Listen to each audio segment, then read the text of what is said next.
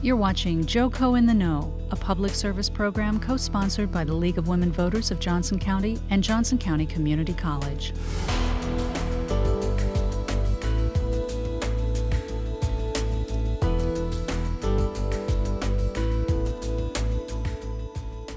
And good evening. Welcome to this edition of JoCo in the Know, sponsored in part by the League of Women Voters and Johnson County Community College. I'm Dave Helling with the Kansas City Star, and with us this evening are three leading members of the Kansas legislature who will be here to explain to us what they've been through and what the people of Kansas have been through, and so we welcome them here for this program. Let's start by, we'll start, Sheryl, with you, and just introduce yourself and tell us, if you can, sort of what geographic area, at least according to the current map, you represent, so that folks get their bearings in terms of what you do and who you represent. Okay, I represent District 29. First, introduce yourself. You are Sheryl Spalding, yes. And I'm a state representative and have been for 6 years. This is my 6th year on the in the state as a state representative, and I'm essentially between Antioch and Quivira, up to 103rd Street and down to 127th Street. So Southern Overland Park. Southern Overland Park. Okay, great. That's correct. Senator Tim Owens, introduce yourself and again what you represent. Senator Tim Owens, and I'm in the 8th Senate District, which is basically the north half of Overland Park, north of 435, and one precinct in Lenexa. And I've been in the Senate now 4 years, and prior to that I was in the House for 7. Okay, great. And Terrie. I'm Terrie Huntington, State Senator, 7th District. I've been in the office for 3 years, and before that 7 years in the House. I represent Northeast Johnson County, which borders Wyandotte, the county line, the state line, 95th Street, over to approximately Lamar, all the way up to Shawnee Mission Parkway, over to Schweitzer. So I take in all of the 11 cities, northern Overland Park, a little bit of Leawood, and then Miriam, Mission, Roland and Park. Sort of northeastern Johnson County, absolutely. in essence. Well, Terrie, let's start with you. What happened? What just happened in the Kansas? I think we can all agree it was the most boring, inconsequential session really in Kansas history. I wish we could say that. Of course. Tell me a little bit about what you think we just witnessed, in your view. I think there was a very bold agenda set forth in the governor's State of the State address, and with that agenda came certain target goals that the House and the Senate were asked to look at. We were addressing capers, redistricting, major tax policy, a whole overhaul on privatization of our Medicaid system, and initially a new formula for our education. Right. So, and the budget and the other things you have to do. Absolutely, and when you put all of those together in one session, it is very hard to get them all accomplished, and as always, we waited until the veto session to address the majority of them. And certainly the redistricting was the most compelling issue that I guess created the most animosity. Yes. Let's come back to that in a little bit, because I want to just sort of get a sense, and Sheryl, tell me if you agree with Terrie that the agenda was certainly long. Was it too long? Was it too complicated, too many moving parts? I think a lot of us early on saw the ambition in Governor Sam Brownback's approach, and I think we all thought it'll be a miracle if he gets all of this done. He did not. Was it too much? I think so. Early on, the House and Senate members, different ones, met with the governor, and he talked about his agenda. He talked about education and completely changing the finance formula. And when it came to actually putting his agenda in front of the House members or the Education Committee, it was such a huge change that people really couldn't wrap their arms around it, and so it was very likely that it wasn't going to change this year. Did he give you any sense of priority? I mean, there was obviously a long list. Did he say to you at any time, or to your knowledge, any of the members, look, let's do taxes, that's the most important thing, then schools, then Medicaid, then redistricting, or was it presented to you as a sort of all or nothing package? It was kind of a big package, and he did not prioritize in the beginning. Was that a mistake? It could have been. It could have been, but I know at least for the education part of it, they wanted to look at essentially doing away with all the weightings. and those had been negotiated over years and years, and a lot of people just couldn't wrap their minds around what that would look like. And yet when he proposed his plan, he was just looking 2 years out. Yeah. And he included all the weightings as an extra line item to say that you're going to be able to keep all those weightings. So not only was the agenda complicated, but or long, but it was fundamental change, wasn't it? He wasn't just saying let's tinker around the edges of school finance. That's right. Let's nip and tuck on taxes. Let's do a little bit of reform on Medicaid. It was a big, ambitious list with a lot of fundamental changes. Is that right? Exactly. There were basic changes in every single part of the package, and it was almost too much to even to explain to people who, especially the new people, who had no contact with school finance and how complicated it was, let alone someone who, I've been on the school board for 8 years. And then I was school board association vice president, and I was on the education committee and so forth. Even then, it was hard to wrap your hands around how much change there was and who was going to benefit and who was not going to benefit. And Tim, you've been around politics for a long time. Do you share Sheryl's view that this was a pretty, there were, as we said in the newsroom, a lot of moving parts at the session this year? More than I can ever remember. There were a lot of moving parts, and I think it was a very ambitious agenda, like Terrie said. I think that it probably was orchestrated from the very beginning, that was how it was going to be. Why do you say that? Why do you think that is? Do you think Sam Brownback and his people approached the legislative session as a place to make sort of fundamental changes that have never been made before, or do you think this was more a part of what he truly believed were important changes in the state of Kansas? Or that he was trying to sort of approach it from a more philosophic point of view as opposed to a practical policy approach? Oh my, that's 3 big questions. I think we don't that, ask little ones here. I think it's to start off with, it's the first 2. I'd say yes. I think that he genuinely was interested in major changes in the way things are done in the state of Kansas. I think that he had an agenda from the very beginning, and it was going to be, here is what I want to see done, and I want the legislature to follow in and do what we're doing. Any sense, Tim, of compromise? Did he ever say, let's all get into a room and reason together, or was it, look, I have the votes, this is what I want, and I'm going to get as much as I can? Well, I think that there were some times when there were comments made that they wanted to do some kind of compromise. But I can tell you, in most of the meetings that I had where the discussion of compromise was brought out, I don't think they understand the word compromise in the same way I do. It was compromise. Do it the way we're doing it, have a little faith that we're going to do it right and just do it our way. And I think part of that too is borne out by, we only want Republican votes.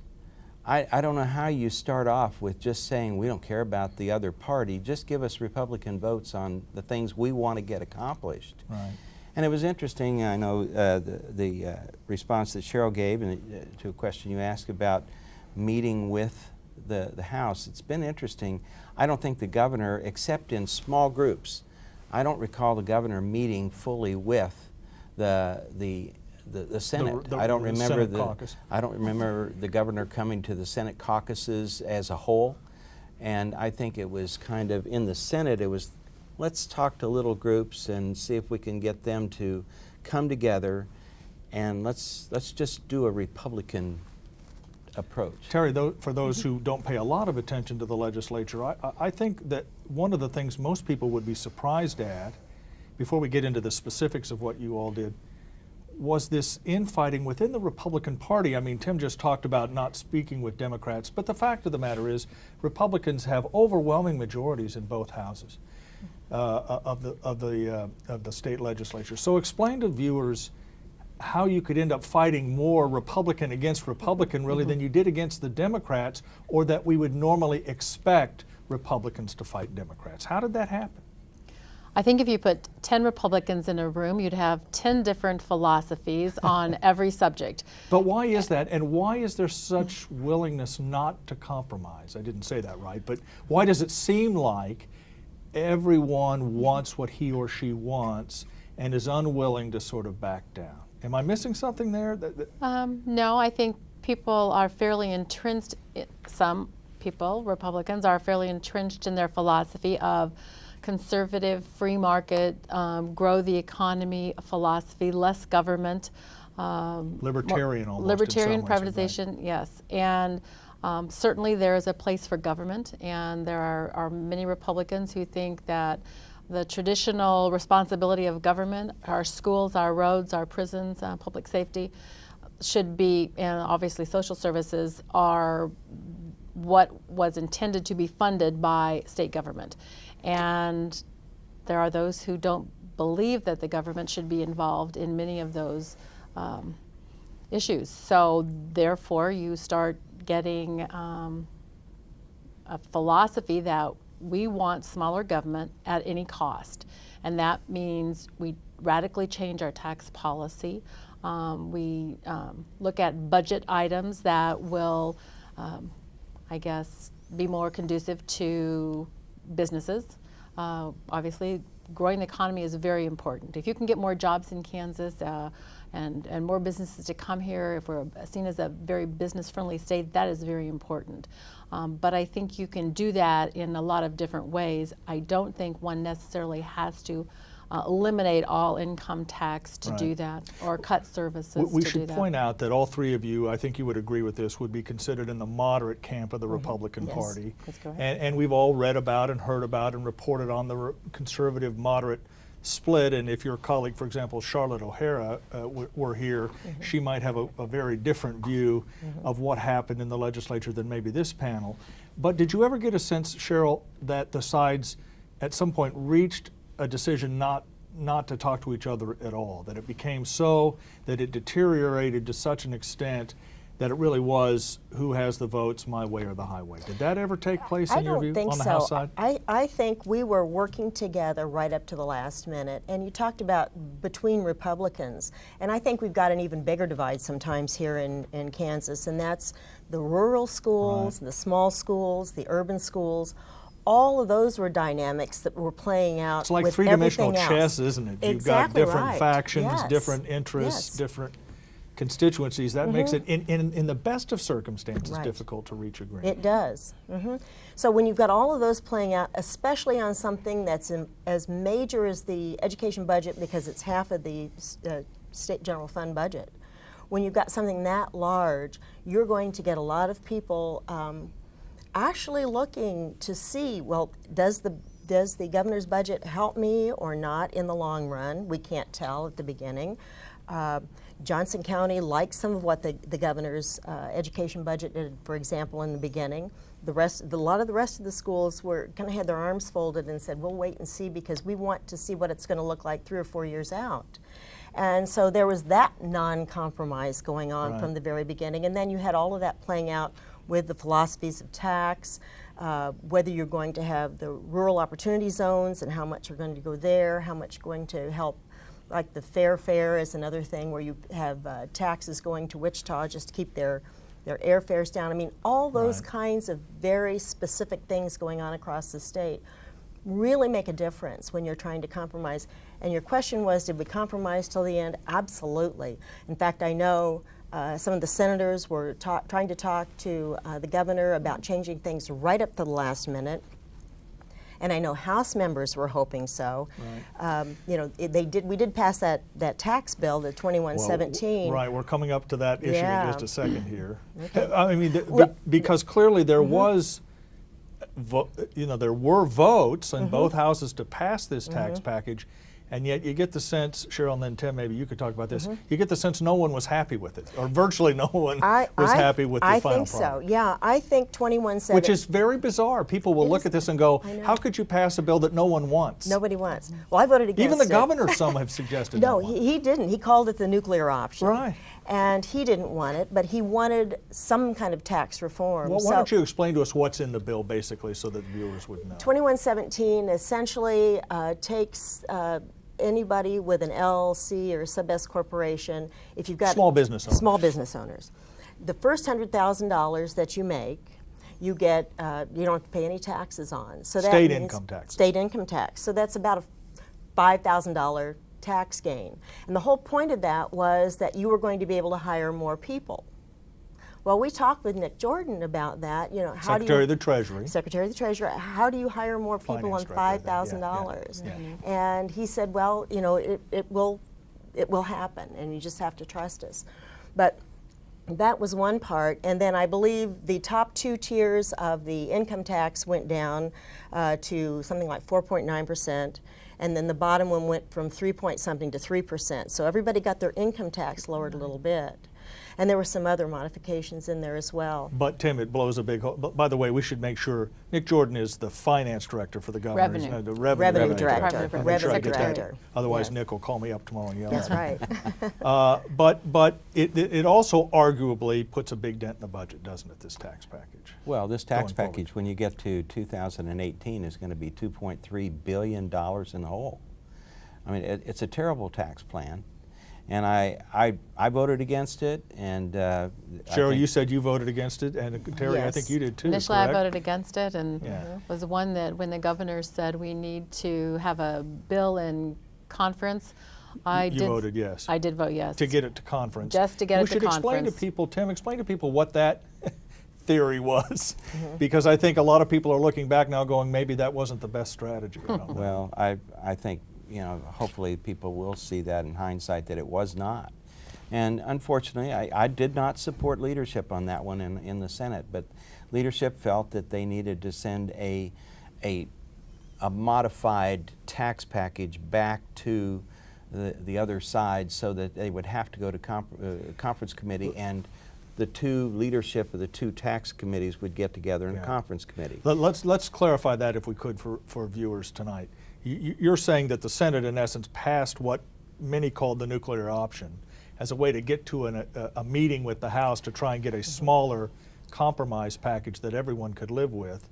And somewhere twixt cup and lip, that strategy didn't work, and you got the nuclear package. That's exactly what happened. And the theory in the Senate was we don't like the governor's tax package that the House passed out. And so as a result, in order to send something back that would modify, we sent back one that we felt, I think, I say we, many of the people in the Senate felt was so egregious that it wouldn't be accepted by anybody. And yet that was what went in, and then because the tax committee, conference committee, could not reach agreement, they couldn't get together, it ended up being the tax package that was voted on by both sides. Terrie, was there ever a point where you and your Senate colleagues said, what have we done? and can it be undone? Absolutely. We were trying to compromise up until the last minute. On Saturday, 4 senators went to the governor's office and said we would like to propose a different type of package, one that we think we have enough votes to pass. Again, without interrupting, let's be clear, the conferees did reach an agreement on a smaller package, did they not? That's correct. But it couldn't find the votes in the Senate or the House. The conservatives in the House didn't think it went far enough. correct. And the moderates in the Senate thought it went too far, or arguably too far. Am I right? If you looked at the financial spreadsheet for the compromise tax bill that came over, on the face of it, it looked good, but it did not allow for, well, actually it allowed for savings, $385 million for CanCare, the new managed care. Right, Medicaid. Medicaid, yes, and for over 3 to 5 years. It did not allow for any new dollars for education. Initially in the budget, we had the Senate had put in $74 per student, base aided per pupil. That ultimately ended up in our budget to be $60. It did not allow for that, and it did not allow for. I'm trying to remember the third thing. In there your were view, 3 it just issues. didn't get there. It didn't do what it needed to do.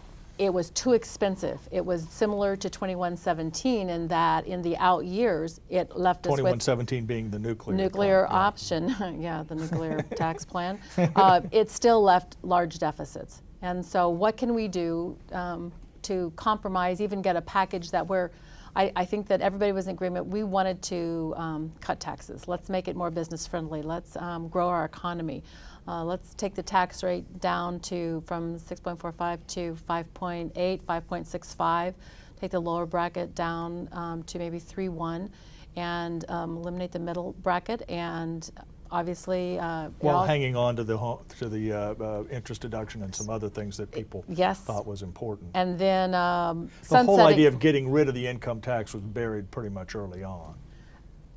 When income tax is between 42 and 46% of your budget, I believe it's very difficult Yeah. to eliminate all of it. And yet, Tim, I'm sure again, for our viewers, many of them might be saying to themselves, hey, a big tax break, that's a pretty good deal. I could use a little bit more money in my pocket. And maybe there is a business owner saying, well, I can hire a few more people or will hire a few more people. Are they wrong? Well, they're not wrong in thinking that they might be able to do that. The problem is that there's no measure for the return on the investment. When we lower the taxes for the business side, where do you make up the difference when you have the government programs, for the variety of things that Senator Huntington was just talking about? Some of And- your colleagues would say, don't make it up. You're just going to have to cut those out. Exactly, and that's the attitude by a number of people with regard to school funding. That's the attitude with regard to some of the programs for the disabled. Transportation, Exactly. prisons potentially going forward, another thing that the state does. The prisons is an interesting issue because there's this strong approach to let's get tough on crime and let's make more felonies out there. Let's do that. But, oh, by the way, let's close prisons and let's shut down some of the prison beds and let's not have as many prison beds.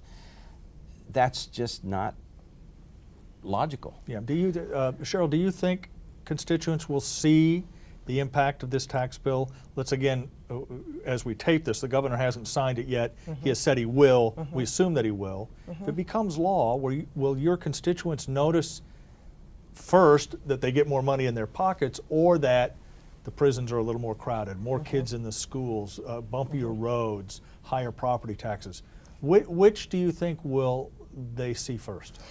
They're already emailing me about the larger class sizes. I have gotten tons and tons of emails. It's hard to even keep up with Which them to school districts respond. now again? Shawnee Mission District? Shawnee Mission, I've got a Little little Blue bit Valley? of Olathe and a little bit, and biggest part is Blue Blue Valley Valley, currently. That's right. the current map.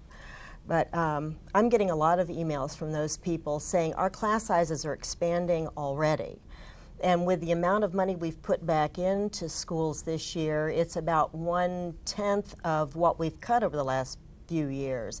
So when you are trying to make up the budgets in the schools and you're only putting 10% back in, that doesn't make it up. And you can't, in long term, reduce class sizes or pay teachers more. Some of our teachers haven't had raises in 4 years. Yeah. Let's stay on schools for a Okay. minute, move off of taxes a little bit, because you did add in a little money at the end for the Yes. per pupil. Yes. As you suggest, it wasn't nearly as much as been cut over the last couple of years with budget cutbacks from the general fund. But the real impact of the tax package in terms of education will come next year, won't it? I mean, it won't, since you were able to put in $60 this year, when we all gather again January 2013, that's when we're going to know whether class sizes will get even higher in these districts. Is that right? Tell the viewers how that will work. Well, it will start in June of this year. When they set their budgets for next They set the budgets for next year. And they have to make the budgets based on what was decided at the end of this year. But they've already coordinated their contracts with teachers and so forth, so those are set. Every year we have a higher amount of money that has to go into things like insurance and all those kinds of things. Fuel costs, that kind of thing. Fuel costs. Those have gone up over the years, and yet the money has been ratcheted down for the schools. People are saying, for example, I've gotten emails about building new schools when we are not putting money into the classroom, and people don't understand that those comes from two completely different pockets of money. Right. Although in the debate, you did hear some members saying, hey, look, these schools have got big cash reserves. They Yes, could draw down I their heard cash reserves to pay for some of these costs. What's your answer to that? Well, the answer to that is we've had to build up reserves because, for one thing, the state has made late payments almost every year over the last few Just to years. make the books balance. Yeah, just to make the books balance. And the cash reserves that Shawnee Mission or Blue Valley, for example, have aren't enough to pay their bills for the next month. That's how much they've ratcheted them down. And we're still having... So your argument is that's not a place to go to get ongoing operating right, money. exactly. Yeah. That's not, and yet I know our appropriations committee this year tried to take money, like $29 million, out of our schools this year, not all of the schools, just some of the schools who had increased their population and those who had increased at risk, and just take that category and say, we're not going to pay you this year for those students. That was one way they were going to try to ratchet down the cost, Right. and that's one way that they could do it again next year. So schools are very apprehensive about how this is going to work out next year, because we're going to come up to a point in our budgets where we're meeting the tax amounts. And when we meet those tax amounts, the governor's going to have to decide where's he going to cut. Half the budget is education. It's 2/3 with higher education, and where is he going to cut? Those are the likely places. So even though it looks good this year, it may not look that good Well, next year. not only in the that, budget. and Tim talked about this a little bit, not only that, but Governor Brownback this year sort of promised an overhauled finance formula. We're going to get rid of weightings, and we're going to be more fair and be more honest, and maybe allow local districts to raise their budgets locally more than they have in the past. None of that took place either, did it? No, it didn't. And you know, there's this philosophy. The within governor's the- in his release said, for the first time we've had a real conversation about schools. We've been talking about schools as long as I've been covering the legislature, and yet it still is not fixed. I think the old adage, talk is cheap, you know, fits here. There was discussion, but there was no action. And for those of us who represent Johnson County, we continually talk about the LOB and the other programs that would help us here. But there is a philosophical difference with many of the people in the rest of the state. They do not want to touch that. Well, talk about that a little bit, Tim, because you do get the sense that when you go to your colleagues and say, hey, we can't cut taxes this much because we won't be able to pay for schools, in some parts of the state, when they look at Johnson County, they say, well, you've got great facilities, great buildings, highly achieving students. We'd rather cut taxes than pay for schools. You hear that from some members, do you not? And how do you answer that? Well, the issue for a long time, I've voiced it this way. The issue is not so much the financial issue. I mean, that's how they'll couch it in that, but it's the gap. There are many people in the state who do not want to have, they don't have the ability because they can't raise the taxes locally, or they can't fund locally like we could here if we were They just able don't to have do the it. property tax They base. They don't have the or property even the income or the tax. sales tax Right, base. right. So as a result, rather than allow for Johnson County to have more of an access to our own funding, fund our own schools, raise our own LOBs, they don't want to see that, because that would mean that our schools get better and better, our kids get Right. more and more, and they don't. And I think... And the pressure, let's be fair, the pressure on those legislators then would grow Sure. to fund those schools. I mean, you know, people who live in western Kansas believe, and I think arguably so, that they deserve schools as high quality as They do. anywhere in the state, and that's the inherent tension always in school finance in Topeka, is it not? It is, and I think there needs to continue to be an ongoing dialogue about how can we, in an equitable fashion, take care of that without totally gutting our ability to do things here because we're sending so much money out to the rest of the state, but on the other hand, looking at ways that we can find alternative education methods that we could do for the rest of the state. Yeah, Terry, how do you do that? How do you fund everyone equitably when you have $2 billion less than you did just a couple years earlier because of this tax cut? I mean, I think it the sounds hurdle impossible. is pretty Yeah. high, isn't it? I believe it is. I don't think that there's any way that you can do that. I know we had... Is there any place else in the budget? I know you did pass a $14 billion budget at the end. Right. Are there other That's places all to go? funds. Yeah. Is there another place to go get that money though? If you cut taxes to the degree we have, are there other state programs you think you might be able to get some money for schools or other necessary core functions of government, or are we really looking at an abyss in a way? I believe it's drastic. The tax bill was drastic, and I don't believe there is any place to get money. We are certainly, there's never been a year that Medicaid cases have not risen. I think you're going to be looking at more dollars having to be set aside for Medicaid. Certainly, costs go up, costs are increasing, health, as she says, salaries, health costs, Right. et cetera. People, you know, one of the things I'm always surprised at when I talk to people about legislatures, both in Kansas and Missouri, is the state government does a lot of things in terms of criminal law and that type of thing. But in budgetary matters, you basically run Medicaid, the schools, prisons, and a little transportation. Social services. And some social services, but I mean, that's, Sheryl, that's about it. That So is there it. aren't a lot of places to go to get savings.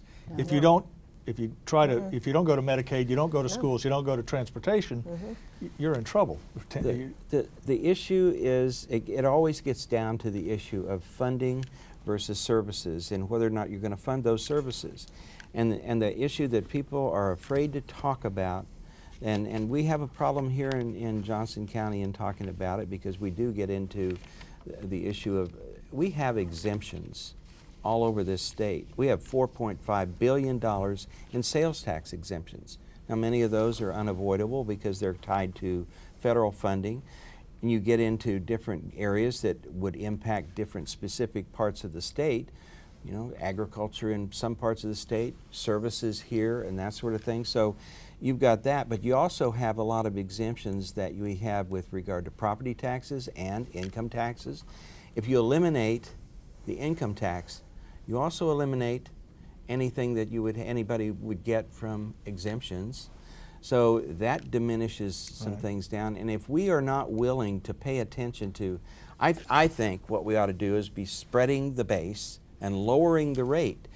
We lower the rate across the board, we will in fact become more competitive with But you the did states that, around didn't you, us. Tim? I mean, you did lower the rates, it's just that the base isn't much broader, right? Well, that's it, and you can't continue But to... Johnson Countyans are not real fond of the idea of broadening the sales tax base to No, because services, are they? it addresses services. Right. I mean, we went through that with Joan Finney and some other past legislatures, and Johnson Countyans, as you know, Sheryl, have That's right. fought that tooth and nail. That's So how do you we'll come back to you in a minute, Tim, but how do you broaden the base on of taxation on that basis, given the overwhelming opposition here? Well, traditionally we've had what we call a three-legged stool of sales, Right. property, and income tax, and it's worked very well so far. And if we want to start tampering with anything, like income tax, especially for small companies, to bring more people in, that's not a bad idea. And I don't think any of us are against it. It's just dramatically doing it all at once that makes the difference. Right. The compromise bill really did the same thing, didn't it? It just spread it out over a longer period time of frame time. so that there was a chance for the Yes. state to sort of catch up with growth. Tim? Well, in this, just talking about the sales tax, if you eliminate those areas, services, and some of the other areas that are significant, you can actually get somewhere around $1.3 billion out of that $4.5 billion that we can actually deal with. But we have to Well, be... give me some examples of that. What would you, I mean, for the viewer, what would be an example of a way to capture taxes you're not capturing now? Well, I wish I had my list, because there is a list of those things that I've gotten from revenue. But let me address it this way. If we don't do something like that, then we need to measure what the actions are that the governor and what the folks that are looking at methods of increasing jobs and increasing income are. And one of the things that we've had in the last 3 years is the PEAK program, the promoting employment across Kansas. I'm glad you knew that acronym, because I didn't. And We there's know it as now- PEAK, though. There's now PEAK 1 and PEAK 2. PEAK 1 was to attract businesses from outside the state to come to the state.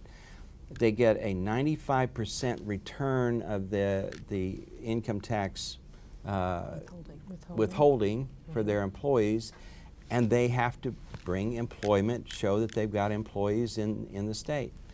Well, the folks that were here already say, wait a minute, what are you doing? You're giving them all a break, but what about us who are already here? So we ended up with PEAK 2. I just wanted to find out what is the return on that investment that we're making, because we're giving that money back to these companies. So I went to the administration and asked for figures to show us how have we done in the last 3 years. I cannot find any answers as to What does that show tell you, Tim? What does that tell you? That Peak is not doing what you think it should be doing? Not necessarily, but I think it's interesting if they are not actually tracking that to find out if we are in fact improving. You can't just give away the money and then expect that the government is going to be able to pay for the programs that we are required to pay for. Right, and Terrie, I think you're going to hear a lot of that, aren't you, in the coming years if this contraction of revenue it comes true, that someone's going to say, let's take a close look at all these incentive programs for businesses, not just Peak, but property tax exemptions, you know, TIF projects, bonding, that type of star bonds. Don't you get the sense that the legislature is going to undergo some serious pressure to stop handing out those benefits to companies at a time when class sizes are going up? Absolutely. I think that's been one of the discussions, ongoing discussions for many years. If you lower our tax rate and make it more exciting for companies to come here, then you won't need the You won't need incentive. this stuff. However, when you do that in a vacuum, if no other state is eliminating their incentives for corporations, whether it's new businesses coming in or maintaining the job growth within the state with existing companies, then you're eliminating that in a vacuum, and that other state that's next to you is going to draw the new company. What's your best guess? You know, obviously we've written a lot about the competition between Kansas and Missouri in this area for jobs. What's your guess in terms of what, going forward, Kansas will do? Are they going to disarm in terms of offering incentives to businesses based on this new tax package, or do you think Kansas is going to be in there swinging its elbows to offer companies not just the Peak program, but other incentives to come in? What do you think the future holds? Well, one of the reasons the corporate income tax was not eliminated is because the corporations still enjoy our HPIP, a high performance impact something HPIP. I'm trying to remember what it is. Program. It's acronym day here at JoCo. Yes, it totally is. Spent a lot of time on the Eco-Devo committee. I'm taking careful notes. Yeah, and those corporations still enjoy the incentives that they're getting from some of those programs, and so it was better for them to maintain those economic incentives, if you will, rather than go with elimination of income tax. So it's, yeah. Tim? I want to get back to this whole, I would like to do everything we can to attract business and to make this a business-friendly state. But I think it's only fair for our constituents that we find out what is the return on the investment that we are making in order to do that. And that's my biggest concern, is that we are not able to find that out. And after 3 years with Peak and with the HPIP program, we've had some indications. I'm concerned we may have businesses, when they get to the end of the benefits they're getting with HPIP, do they just then leave and go somewhere else? And that's a big concern. I think we started, I'm not sure how much HPIP played into it, but we lost Boeing, a huge company out of Wichita, because I think their incentives ran out. So how far down the road do we give them those incentives, and then how do we guarantee they're going to stay after those incentives have been used up? All right, great. Let's move on to a couple of other subjects, because incredibly we're running out of time. There were some successes. Sheryl, let me go to you first. You did pension reform. Yes. For state employees. Briefly describe what you all decided and whether you think that package has turned out to be a good Well, thing. we ended up just in the broadest of terms, we ended up with a tier 3 for teachers. I think it starts in 2 years, and it's lower pensions for new hires, is that a lower fair way pensions. to say it? It's essentially an annuity, Right. and that's what they're going to get. It's going to look a little bit different from the others. Will the it other save two. money? I mean, is that the idea? And will Yeah. it make it harder to attract new teachers? It's potentially possible. Of course, teachers don't go into teaching for money. Reporters don't go into reporting I for know. money either. I just thought I'd throw that out there. What I advise teachers, and I have always anyway, is sign up for your capers and do all of that, but get your own investments besides that, and that's what we have to tell people anyway. They need to take control of their own destiny. And then we talked a little bit about Medicaid reform, Terrie. Most of that was administrative. It wasn't really a legislative thing, and yet there was an opportunity for the legislature to sort of walk it back, and the lawmakers chose not to do so. Good deal for the state of Kansas, the Medicaid package, or not? Assuming the federal government sort of accepts it. It's my Yes, I think it's anything we can do to save dollars in Medicaid when those costs keep increasing, and it's an unsustainable, I guess, item that we have to keep. It's a 60-40 split. The federal government pays 60%, the state of Kansas pays 40%. When those costs keep increasing, it's totally unsustainable for our budget. And anything we can do to cut those costs is good. The one pushback was the developmentally disabled community, which had Was very really big worried concerns. about managed care. They Right. definitely were. They've already under a managed care type system. They were worried about the change in procedures and their caregivers, and so there was a proviso put in the budget that said for 1 year after the date of implementation, those Medicaid patients or clients in the DD population, developmentally disabled population, would not have to come under the managed care organization. Yeah. Hey, Tim, do you think one of the other things I think I wrote a little bit about out of the session this year was the real pushback against the Affordable Care Act, the National Health Care Reform Bill? And Kansas, like a lot of states, is far behind the curve on establishing the exchange, which is required at least nominally by the end of this year. What's the attitude of lawmakers about implementing that law? Is it wait and see? Is it where are you at in that process? It's not very popular in a lot of places, as you know. No, it's not, and I think that gets into, actually I think if you go back and look at the last election, you know, the election was about that issue. Right, and maybe this election will be about. I think this, what's well, gonna I think happen. this election is going to be looking at current problems, the current issues people are concerned about, and where they may want change. Yeah. I think there are people really concerned and afraid about the program cuts that we're going to see with this latest round of tax cuts. But I think that the reason that there was a pushback was because, well, it was labeled Obamacare. Right. And you have a very strong Republican state that's looking at this is going to be a really bad program, and so how can we look at another way that we can address that? And it's kind of a pushback from the Obama situation in the last election. I want to come back to that, but because I think that says something so important about where state legislators are across the country in terms of taking symbolic votes rather than votes on substance. But we can't get out of here without talking about redistricting. And Sheryl, I'll go to you first because these two guys are right in the pocket of that issue on the Senate side.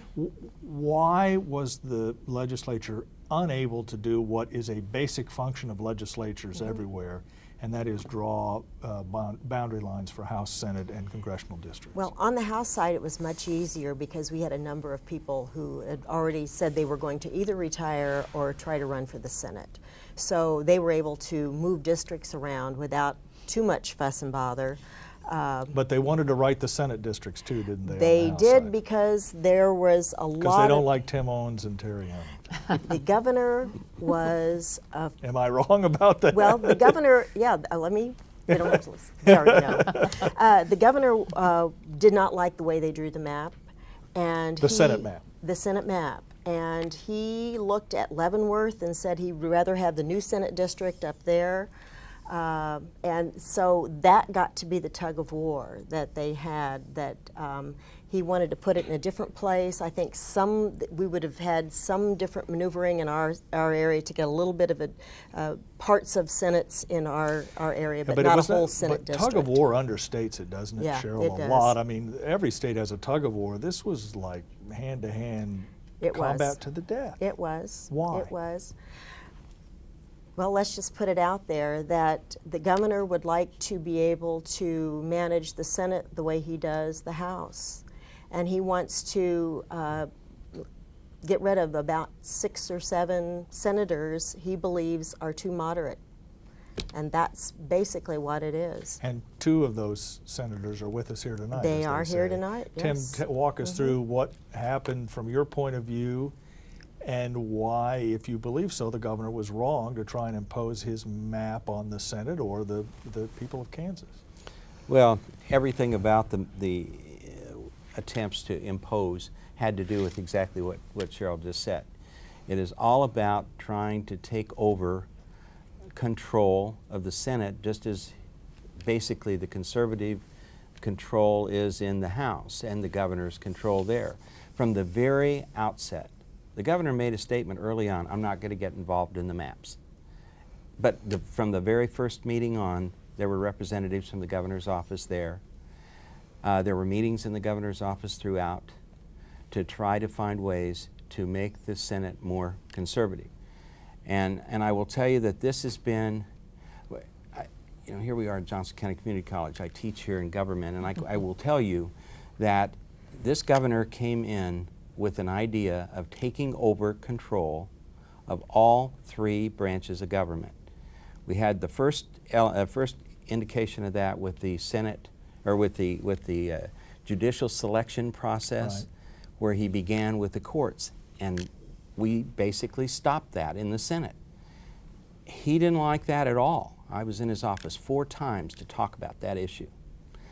And when that didn't happen, then the next step is, how do we eliminate that stop in the Senate and get to what we want to do? Well, we have to take over the Senate. I think if this administration takes over all 3 branches of government, we're done with the traditional approach in American government that deals with the separation of powers and a check and balance. That's pretty apocalyptic, Terrie. Do you share that? I mean, you were in the middle of it as well. Is it that dire that he really wanted to take over all branches of government in your view? To Sam Brownback? I think last December, when organizations came out and said they would like to get rid and targeted 7 senators, that was pretty obvious the way the session was going to go. I mean, it really caused a lot But there of came a point, didn't there, bad that you were feelings. willing, and others were willing to sort of try and compromise that Absolutely. issue, and yet even that compromise arguably was not acceptable And perhaps it's because we were moderate that our compromises fell on deaf ears, Yeah. or there was no interest. And yet, again, you know, Governor Brownback isn't here, conservatives aren't here, so as devil's advocate, he did win the election overwhelmingly. Republicans won every statewide office. I mean, the people of Kansas really did endorse his view of government. What is wrong with him wanting to impose that vision on as much government as he can get his hands on? I think it's certainly the prerogative of the governor to do that. I would say that when you represent a different mindset, depending on the constituency that you have, you bring those ideas to the Senate or to the House when you're making policy decisions. Yeah. And certainly that's what we are elected to do. We are elected by our constituents. We're not really elected by a party or by a, well, predominantly it is a party, but not by a governor. And so if we're to represent our constituency, and getting back to the redistricting, Johnson County grew. One of the biggest issues was, do we maintain the 40 Senate Right. districts, or do we Add a collapse a district in, district and right. move an extra district into Johnson County? Which nobody likes except Johnson County. I think there are those who understand that if you have the population growth, then you deserve the extra seat. But Tim, just to follow up, do you think the redistricting battle ever became more than just politics between the moderates in the Senate and the governor, or did it become more personal and more entrenched? And if so, is that necessarily a bad thing? When you say personal and entrenched, are you talking about individual Yes, that there legislators was, yes, and their or that own Governor district? Brownback decided, or that his office decided at some point, we have to win this battle for reasons more than just the policy of having the districts we want, that it is now such an important public dispute that we can't be seen as losing. Well, in all candor and fairness to the governor, he has his approach. He has what he wants to do, and if there's somebody out there or some element out there that is stopping that, I can understand where he would try to do something about it. But I think it's very obvious some of the things that have been tried to be done have hindered our ability to get a map that would be a reasonable map. As chair of the committee, we had a unanimous vote on both sides, both committees of the 2 houses, to adopt rules. The first rule is to do something with regard to the numbers of residents. Senator just pointed out that We have 93,000 new people in Johnson County in this area. There has to be a shift in order to have one person, one vote for each person. And I think most of the rest of the state understands that that was going to happen. It's just that they didn't know where that was going to come from. Now, Sheryl mentioned a minute ago about the governor wanting to have Leavenworth County be its own county and have its own governor, or I mean its own senator. It's really ironic that that particular county, and yeah, we heard from them, they would like to have that. But it's also ironic that the two people that ran against the governor in the last election happen to represent most of that county. But there's always politics in redrawing districts. But there's politics and there's politics, and when it becomes so obvious that that's the only thing, and the governor only wanted maps that were drawn with 21 Republican votes in the Senate. And you know, it's a little bit, maybe this is a bad analogy, but you know, Nixon didn't have to go into Watergate.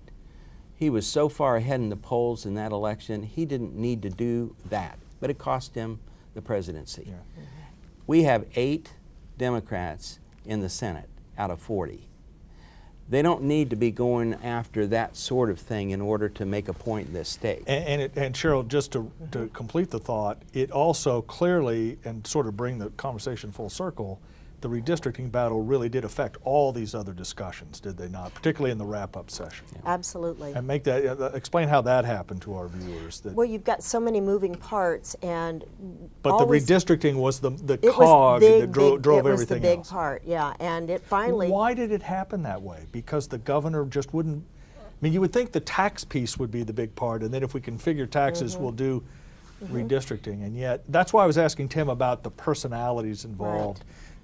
Well, it's almost the way the governor and his office works. It's with every other governor that we've had so far, and I've only been here for 6 years, they've worked with us. They've called people from both sides, the conservatives and others, into the office and said, you know, what is it we can do? How can we work together, and so forth. And I was never called into his office. Except right at the very end. There were a group of us that went to his office and with concerns about the tax plan and some questions, and that's when he referred us to Nick Jordan. So we sat down with him and asked about some of these things to see if we can get some things going. But on education, he said, this is the vision and this is what I want.